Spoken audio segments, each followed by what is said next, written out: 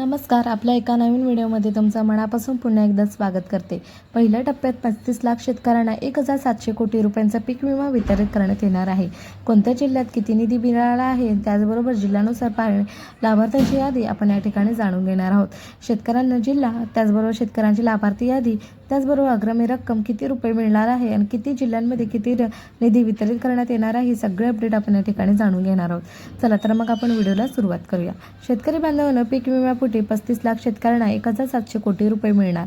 राज्यातील 35 लाख शेतकऱ्यांची यंदाची दिवाळी अत्यंत गोड झाली आहे.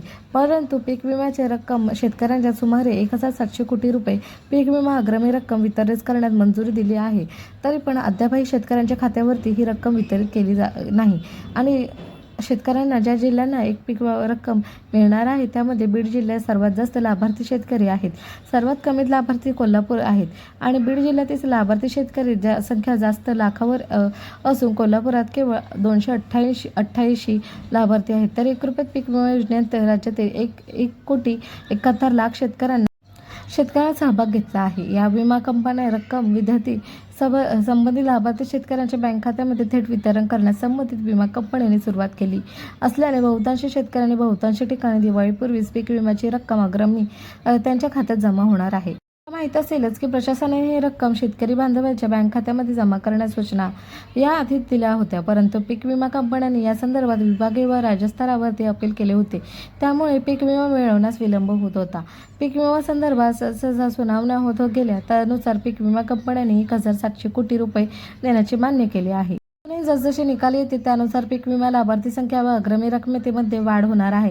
सध्या पीक विमा योजनेअंतर्गत महाराष्ट्रामध्ये 53,08,303 एवढे शेतकरी लाभार्थी असून 1,700 कोटी 73 लाख एवढी रक्कम त्यासाठी मंजूर करण्यात आलेली आहे.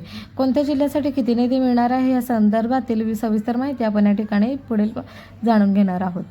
बीड, धाराशिव, परभणी, जालना, नाशिक, अहमदनगर, लातूर, सोलापूर, अकोला, सांगली तर या ठिकाणी लाभार्थ्यांची संख्या, त्याचबरोबर ती इथे मिळणारी रक्कम इथे अंकामध्ये दिलेली आहे. या ठिकाणी तुम्ही झूम आउट करून बघू शकता, नाहीतर तुम्ही व्हिडिओ स्टॉप करता सुद्धा बघू शकता. सोलापूर, अकोला, सांगली, नागपूर, सातारा, बुलढाणा, जळगाव, अमरावती, कोल्हापूर, त्याचबरोबर इथे मला पूर्ण अपडेट समजली आहे. तर शेतकरी बांधवांना व्हिडिओ आवडल्यास व्हिडिओला नक्कीच लाईक करा. जितका होईल तितकं शेतकऱ्यांना शेअर करण्याचा प्रयत्न करा. या व्यतिरिक्त नवीन काही अपडेट आली तर नक्कीच तुमच्याशी शेअर करण्याचा प्रयत्न करू. तर भेटूया आपण एका नवीन माहितीशीर व्हिडिओमध्ये. तोपर्यंत हा व्हिडिओ इथेच थांबवते. जय हिंद, जय महाराष्ट्र, जय शिवराय. धन्यवाद. Thank you for watching me.